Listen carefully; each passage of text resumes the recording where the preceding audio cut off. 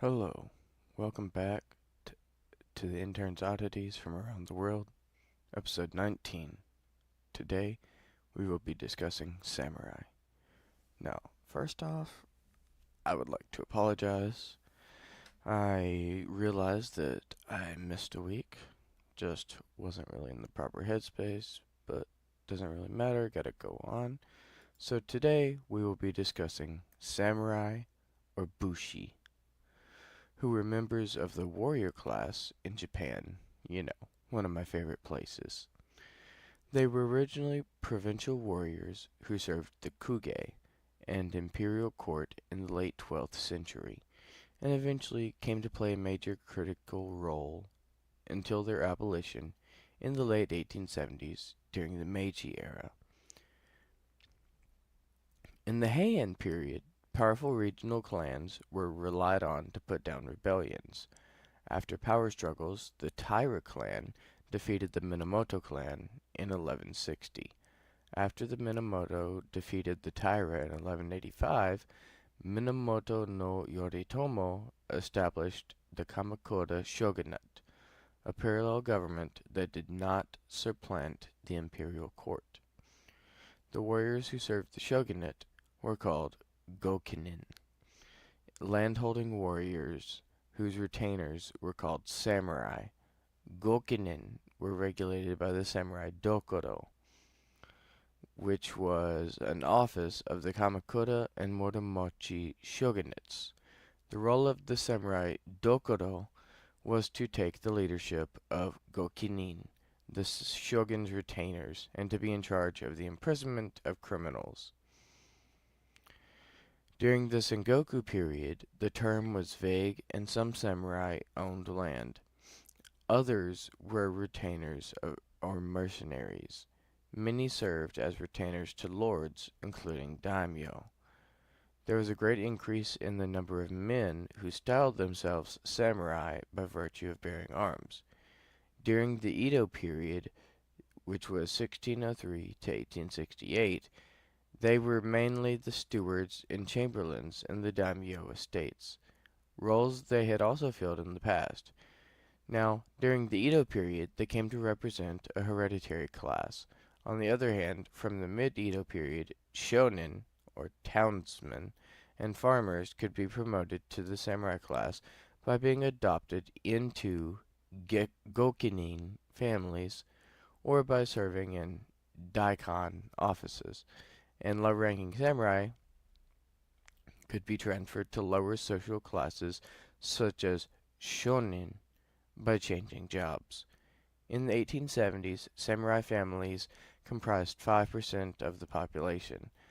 As modern militaries emerged in the 19th century, the samurai were rendered increasingly obsolete and very expensive to maintain compared to the average conscript soldier. The Meiji Restoration formally abolished the status, and most former samurai became shizoku. This allowed them to move into professional and entrepreneurial roles. In Japanese, historical warriors are usually referred to as bushi, meaning warrior, or bukkei, meaning military family.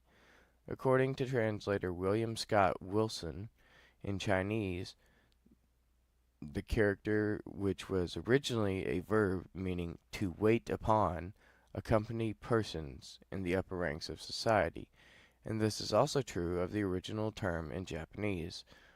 Saburo. In both countries, the terms were normalized to mean those who serve in close attendance to the nobility. The Japanese term saburai being the nominal form of the verb. According to Wilson, an early reference to the word saburai appears in the Kokin Wakashu, the first imperial anthology of poems completed in the early 900s. Originally, the word samurai referred to anyone who served the emperor, the imperial family, or the imperial court nobility, even in a non-military capacity. It was not until the 17th century that the term gradually became a title for military servants of warrior families, so that according to Michael Wirt, A warrior of elite stature in pre-17th century Japan would have been insulted to be called a samurai. In modern usage, bushi is often used as a synonym for samurai. Now, about the changing definition of samurai. The definition of samurai varies from period to period. From the Heian period to the Edo period, bushi were people who fought with weapons for a living. In the Heian period, on the other hand, the definition of samurai referred to officials who served the emperor, the imperial family, and the nobles of the imperial court, the upper echelons of society, essentially. They were responsible for assisting the nobles in their daily duties, guarding the nobles, guarding the court, arresting the bandits, not guarding the bandits. Got on a roll there. We wouldn't guard the bandits, now would we? We would arrest them. And suppressing civil wars, much like secretaries, butlers, and police officers today, according to some people. Samurai in this period referred to the 5th Goi and 6th Rokuri ranks of the court ranks. Now, to explain a bit further from my own personal knowledge, I think the reason they use Godi for 5th is because Gon is 5 in Japanese, and Rokuri, well, Roku is 6 in Japanese. Ichi, ni, san, yon, gon, roku, nana, hachi, kyu. I forgot 10. I was trying to be a show off. Anyways, back to our story.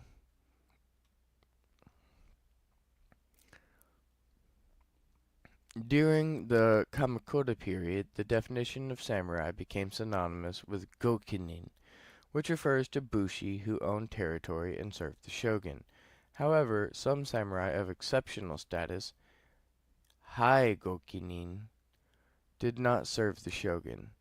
Subordinate bushi in the service of the samurai were called roto, rodo, or rojo. Some of the roto were given a territory and a family name, and a samuraihon or saburaibon. They acquired a status equivalent to that of a samurai.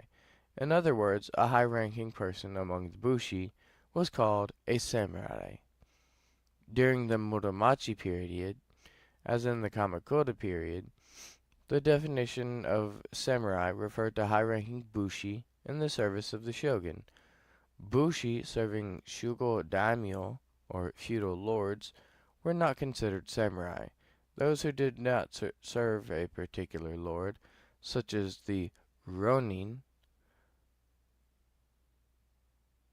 who were vagabonds, the nobushi, who were armed peasants, and the ashigaru, who were temporarily hired foot soldiers, were not considered samurai.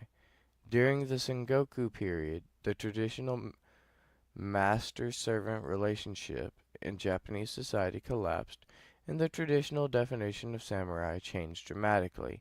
Samurai no longer referred to those serving the shogun or emperor, and anyone who distinguished themselves in the war could become samurai regardless of their social status.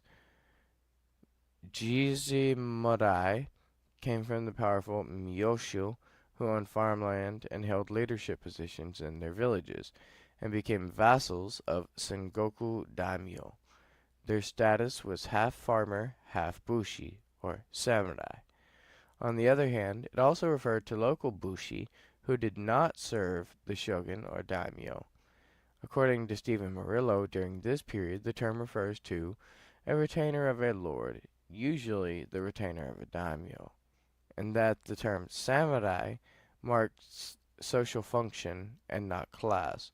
and all sorts of soldiers, including pikemen, bowmen, musketeers, and horsemen, were all samurai. During the Momoyama period, or the late Sengoku period, during the late Sengoku period, samurai often referred to wakato, the lowest ranking bushi, as exemplified by the provisions of the temporary law separation edict enacted by Toyotomi Hideyoshi in 1591. This law regulated the transfer of status classes samurai, wakato, shogun, kumono, and areshiko. These four classes and the ashigaru were shonin, townspeople, and peasants employed by the bushi, and fell under the category of buke hokonin, servants of the buki. In times of war, samurai, wakato, and ashigaru were fighters, while the rest were porters. Generally, samurai, wakato, could take family names, while some ashigaru could, and only samurai, wakato, were considered samurai class. Wakato, like samurai, had different definitions in different periods, meaning a young bushi in the Muromachi period, and a rank below kachi and above ashigaru in the Edo period. In the early Edo period, even some daimyo, feudal lords, with territories of 10,000 koku or more, called themselves samurai. At the beginning of the Tokugawa shogunate, there was no clear distinction between hatamoto and gokinin, which referred to direct vassals of the shogun. But from the second half of the 17th century, a distinction was made between hatamoto, direct vassals, samurai referred to hatamoto in the Tokugawa shogunate, and to chukosho, or higher status bushi, in each han. During this period, most bushi came to serve the shogun and the daimyo of each domains, and as the distinction between sushi and bushi, I know you heard that. I apologize. Not sushi. As this distinction between bushi and shonen, or peasants, became stricter, the boundaries between the definitions of samurai and bushi became blurred. Since then, the ranking bushi were called kachi. Samurai and kachi were represented by the word shibun, a status that can be translated as warrior class, bushi class, or samurai class. Samurai were entitled to an audience with their lord, were allowed to ride horses, and received rice from the land and peasants under their control, while kachi were not entitled to an audience with their lord, guarded their lord on foot, and received rice from the stores of the shogun in each domain. Gokinin, the status of kachi, were financially impoverished and supported themselves by making bamboo handicrafts and umbrellas and selling plants. The shibun status of samurai and kachi was clearly distinguished from the keihai status of the ashigaru and shogun who served them. Now, I don't know about keihai, but I do know that kohai is an underclassman, if I'm not mistaken. So keihai, I believe, using my context clues, might be some sort of lower rank in the military, perhaps?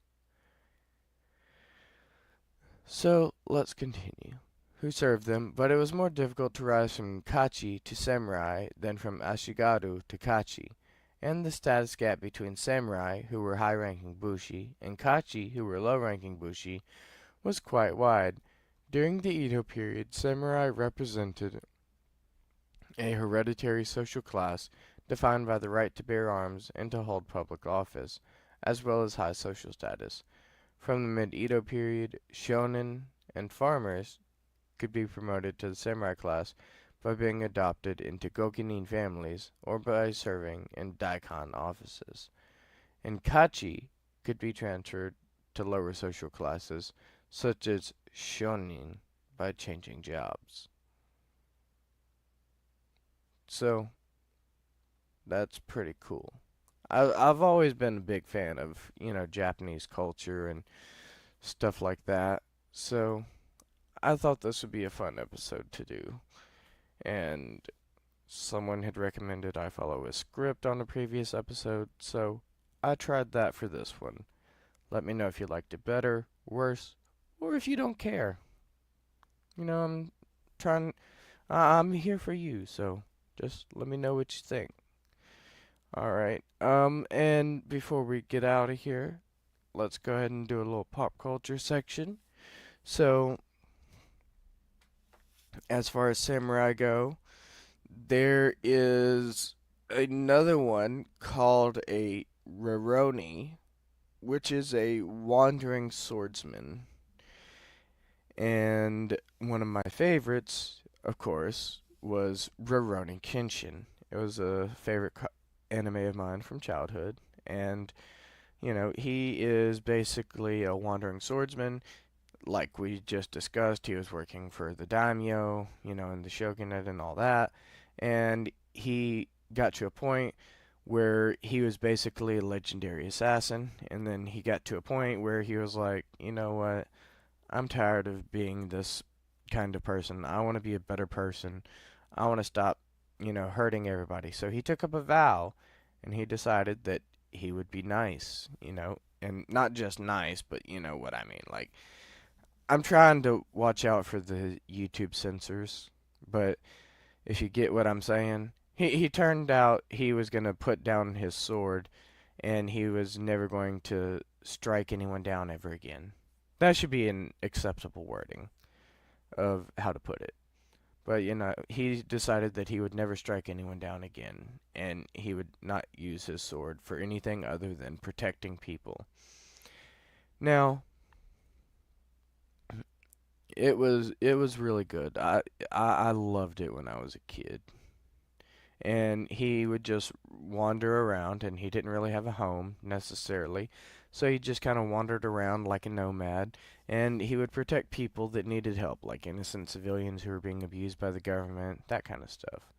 So that was one of my favorite samurais. And then, of course, there's that movie, The Last Samurai, but I've never actually watched it myself, so I can't say much about it.